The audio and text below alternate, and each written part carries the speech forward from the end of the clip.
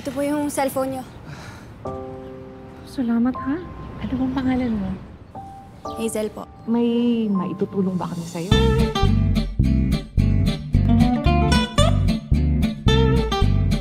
Alam mo yung pagpapatawad, ano yan siguro depende kung gaano kalaki ang pagmamahal ng isang magulang sa kanyang anak.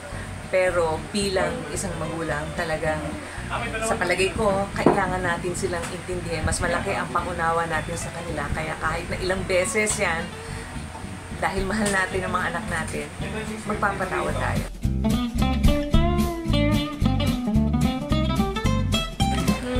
I would say na ano yan iba-ibang stages. Mahirap yung yung maliit, yung baby pa, toddler, teenager. May kanya-kanyang level. At sa aking experience bilang isang mother, bilang isang nanay, nakita ko yung difference from a young or a young adult or siguro mga 11, pre-teenager, tapos naging teenager. Nakita ko yung difference na parang, iba ka ng tao.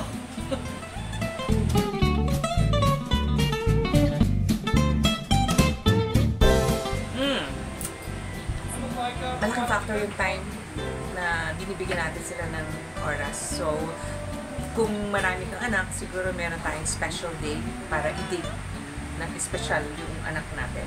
Para mapakita natin yung pagmamahal natin, na binibigyan natin sila ng oras, para din makausap sila, para magkaroon kayo ng heart-to-heart talk.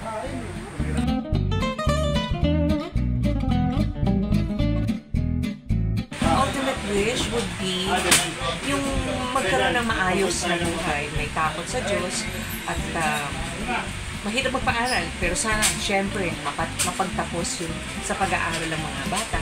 And sana di nila makalimutan ng kanilang mga magulang, kasi siguro yun na yung pinakamasarap para sa isang magulang, yung maalala ng kanyang mga.